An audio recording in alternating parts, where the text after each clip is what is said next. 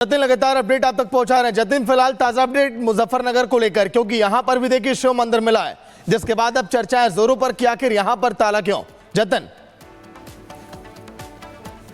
आज जी बिल्कुल, देखिए क्रोनोलॉजी बिल्कुल सेम है। जो संभल में देखने को मिला कि किस तरीके से पलायन करना पड़ा हिंदू परिवारों को, वही सीन वाराणसी में देखने को मिला और ऐसी ही तस्वीर अब मुजफ्फरनगर में भी है। 1970 का ये मंदिर बताया जा रहा है। तकरीबन 250 हिंदू परिवार उस गांव में रहते थे।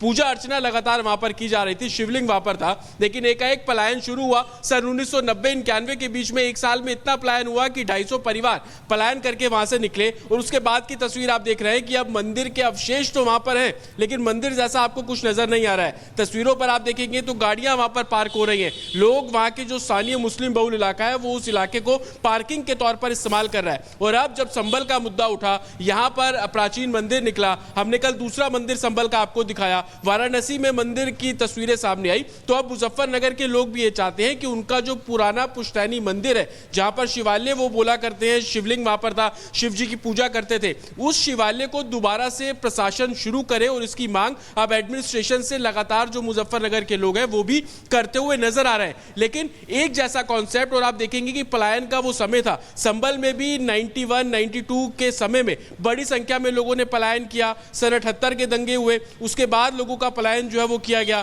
इसी तरीके की तस्वीर संभल के दूसरे इलाके में थी। वो जो दूसरा मंदिर मिला वो 82 में बनना शुरू हुआ, 83 तक वो बना, और उसके बाद 1991 में वहां से भी पलायन हुआ। तो किस तरीके से संभल, उसके आसपास के इलाके, मुजफ्फरनगर के इलाके, वहां पर जो पलायन की स्थिति थी वो उस समय ऐसा था कि जिसको जैसा मौका मिला वो अपने घरों को छोड़ा, उसने दूसरी जगह पे घर लिए और वहां पर अपना जो मंदिर है वो वहां पर सेटअप किया। मुजफ्फरनगर की जब हम बात कर रहे हैं तो वहां पर जो शिवालय था, ये जानकारी मिल रही है कि हिंदू परिवार जो उनकी पूजा करते थे वो उस समय शिवालय को अपने साथ, जो शिवलिंग था वो अपने साथ ले गए थे। लेकिन अब जब मंदिर को रिवाइव करने की बात एडमिनिस्ट्रेशन करता है तो लोगों में इस बात को लेकर उम्मीद है कि उनके जो पुराने मंदिर है उसको भी किसी तरीके से। ठीक है, धन्यवाद जतिन आपको इस तमाम जानकारी के लिए। तो लोग जिनको जानकारी मिल रही है पुराने मंदिरों के बारे में, वो उन मंदिरों के पास जा रहे हैं। यहाँ तक कि प्रशासन पे भी गुहार लगा रहे हैं कि प्रशासन भी उनकी निगरानी में उन मंदिरों में, पुराने मंदिरों में पूजा अर्चना का अधिकार दिया जाए। संभल में तो अधिकार मिल गया है, वाराणसी में मांग की गई है, लेकिन मुजफ्फरनगर में शिव मंदिर मिलने के बाद लोगों की क्या मांग है और प्रशासन क्या एक्शन लेगा, इस पर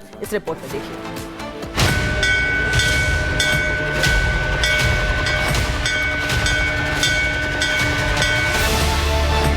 लद्दावाला में 1970 में इस मंदिर की स्थापना हुई थी, जो और 1970 से लेकर 1990 तक लगातार वहाँ पूजा अर्चना चलती है। 40-45 साल पुराना है और पिछले 10-12 साल से यहाँ पे कोई नहीं आता।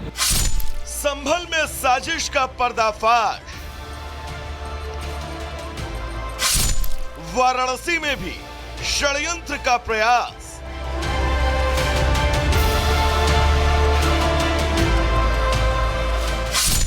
और अब मुजफ्फरनगर में मंदिर पर भड़ास।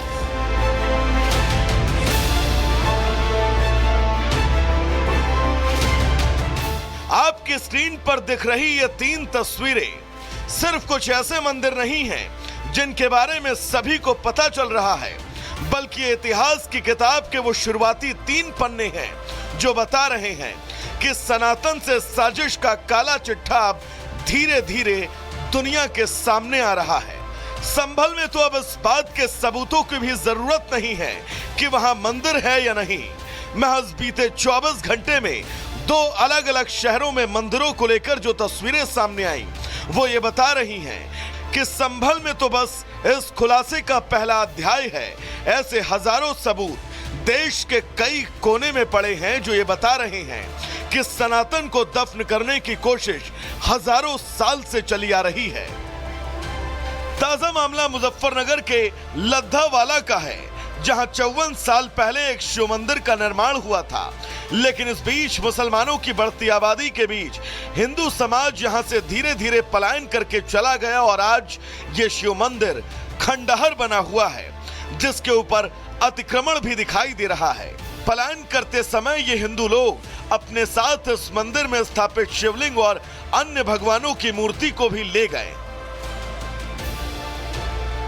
1989 के बाद जैसे ही हिंदू मुस्लिम यहाँ दंगे हुए, तो दंगों के बाद वहाँ से लोगों ने, क्योंकि मुस्लिम आबादी बहुत तेज़ी से बढ़ी, तो हिंदुओं ने वहाँ से पलायन करना शुरू कर दिया। तो वहाँ काफ़ी लोग, पहले सब सारा हिंदू बस्ती थी वहाँ, लेकिन आज वहाँ पे तकरीबन मेरे हिसाब से एक भी घर वहाँ हिंदू परिवार नहीं रहता। बताया जा रहा है कि राम मंदिर विवाद के बाद इलाके में दंगे हुए, तब यहाँ पर रहने वाले हिंदू समाज के लोग इस मोहल्ले को छोड़कर दूसरी जगह चले गए। पलायन करते समय लोग अपने साथ मंदिर में स्थापित शिवलिंग और अन्य भगवानों की मूर्ति को भी ले गए, जिसके बाद से इस मोहल्ले में लगातार मुस्लिम समाज की आबादी बढ़ती चली गई। मंदिर खंडहर में तब्दील होता चला गया। एक बड़ा कारण यह भी माना जाता है कि मंदिर के रास्ते में मुस्लिम आबादी होने के साथ साथ कई नॉनवेज की दुकान खुली हैं, जिस कारण लोग भी वहां जाने से कतराते हैं।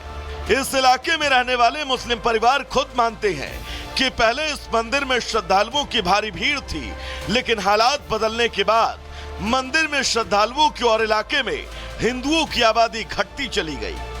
40-45 साल पुराना है और पिछले 10-12 साल से यहाँ पे कोई नहीं आता। पहले तो आमे तो बहुत आमे थे, मंदिर की साफ सफाई सब रहती, लेकिन अब कोई आता ही नहीं। आज हालात ये हैं कि मंदिर यहाँ पर स्थापित है, लेकिन ना तो इस मंदिर में कोई भगवान की मूर्ति है और ना ही कोई यहाँ पर पूजा अर्चना करने वाला। अब नाम मात्र के लिए ही ये मंदिर एक खंडहर बनकर यहाँ पर स्थित है। लेकिन मंगलवार को एक ही दिन में 2 मंदिरों को लेकर बड़े खुलासे हुए। मुजफ्फरनगर से पहले वाराणसी में भी कुछ ऐसी ही घटना सामने आई। वाराणसी में 40 साल से बंद मंदिर को फिर खोलने की कवायद तेज हो गई। सनातन रक्षा दल की मांग है कि इस मंदिर संभल और वाराणसी के बाद अब मुजफ्फरनगर में भी एक मुस्लिम मोहल्ले में शिव मंदिर मिला है। अब उसको लेकर भी लोगों की मांग बढ़ती जा रही है। दरअसल संभल में लोग पूजा अर्चना करने लगे हैं, तो वहीं दूसरी ओर वाराणसी में लोगों ने पूजा अर्चना की मांग रखी है मंदिर के भीतर, जो कि पिछले 4 दशकों से मंदिर बंद पड़ा हुआ है। लेकिन अब मुजफ्फरनगर में एक शिव मंदिर के बारे में जानकारी मिली है और इस शिव मंदिर पर लिखा भी 1970 यानी 1970 में शिव मंदिर बना था। और जैसे ही इसकी जानकारी मिली, लोगों ने यहाँ पर भी पूजा अर्चना के अधिकार की मांग की है। लोग चाहते हैं कि यहां पर उनको पूजा अर्चना करने दी जाए। दरअसल मुजफ्फरनगर का ये मुस्लिम बहुल्य इलाका है जहां पर ये मंदिर मिला है, लेकिन कहीं से कोई कवर्ड मंदिर नहीं था। ऐसा नहीं था कि लोगों को इसकी जानकारी नहीं लग पाई थी, क्योंकि शिव मंदिर लिखा हुआ है इस पर। लेकिन अब लोग यहां पर पूजा के अधिकार की मांग कर रहे हैं। इनका कहना है कि लोगों को यहां पर पूजा अर्चना करने दी जाए। तो इसके बाद कई ऐसी तस्वीरें सामने आ रही हैं। कुल 5 तस्वीरें आप देख पा रहे हैं। उन तस्वीरों को देखकर आपको नजर आएगा कि किस तरीके से उत्तर प्रदेश के संभल में मंदिर मिल रहे हैं। और एक नहीं, कई मंदिर, संभलेश्वर मंदिर, राधा कृष्ण मंदिर, प्राचीन हिंदू मंदिर और महादेव मंदिर, ये बता रहे हैं। मुजफ्फरनगर से लेकर संभल और वाराणसी की तस्वीरें, जहां जहां ताले लगे हुए थे वहां ताले खुलवाए गए, जहां अतिक्रमण था उसे हटाया गया है। तो जतिन लगातार अपडेट आप तक पहुंचा रहे हैं। जतिन, फिलहाल ताजा अपडेट मुजफ्फरनगर को लेकर, क्योंकि यहां पर भी देखिए शिव मंदिर मिला है, जिसके बाद अब चर्चा है जोरों पर कि आखिर यहां पर ताला क्यों। जतिन, आज जी बिल्कुल, देखिए क्रोनोलॉजी बिल्कुल सेम है जो संभल में देखने को मिला कि किस तरीके से पलायन करना पड़ा हिंदू परिवारों को, वही सीन वाराणसी में देखने को मिला। और ऐसी ही तस्वीर अब मुजफ्फरनगर में भी है। 1970 का ये मंदिर बताया जा रहा है। तकरीबन 250 हिंदू परिवार उस गांव में रहते थे। पूजा अर्चना लगातार वहां पर की जा रही थी, शिवलिंग वहां पर था। लेकिन एकाएक पलायन शुरू हुआ। सन 1990-91 के बीच में एक साल में इतना पलायन हुआ कि 250 परिवार पलायन करके वहां से निकले। और उसके बाद की तस्वीर आप देख रहे हैं कि अब मंदिर के अवशेष वहां पर है, लेकिन मंदिर जैसा आपको कुछ नजर नहीं आ रहा है। तस्वीरों पर आप देखेंगे तो गाड़ियां वहां पर पार्क हो रही हैं। लोग, वहां के जो स्थानीय मुस्लिम बहुल इलाका है, वो उस इलाके को पार्किंग के तौर पर इस्तेमाल कर रहा है। और अब जब संभल का मुद्दा उठा, यहां पर प्राचीन मंदिर निकला। हमने कल दूसरा मंदिर संभल का आपको दिखाया, वाराणसी में मंदिर की तस्वीरें सामने आई। तो अब मुजफ्फरनगर के लोग भी ये चाहते हैं कि उनका जो पुराना पुश्तैनी मंदिर है, जहां पर शिवालय वो बोला करते हैं, शिवलिंग वहां पर था, शिव जी की पूजा करते थे, उस शिवालय को दोबारा से प्रशासन शुरू करे। और इसकी मांग अब एडमिनिस्ट्रेशन से लगातार जो मुजफ्फरनगर के लोग हैं वो भी करते हुए नजर आ रहे हैं। लेकिन एक जैसा कॉन्सेप्ट, और आप देखेंगे कि पलायन का वो समय था, संभल में भी 91-92 के समय में बड़ी संख्या में लोगों ने पलायन किया। सन 78 के दंगे हुए, उसके बाद लोगों का पलायन जो है वो किया गया।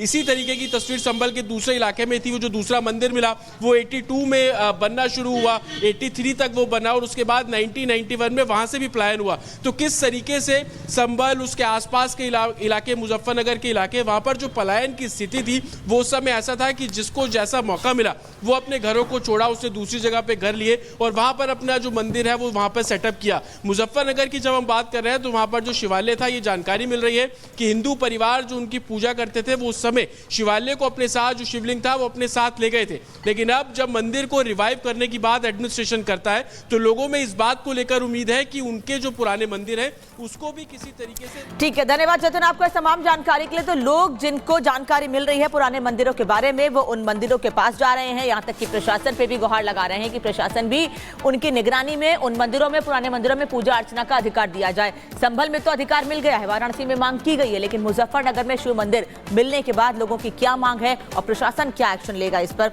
इस रिपोर्ट में देखिए।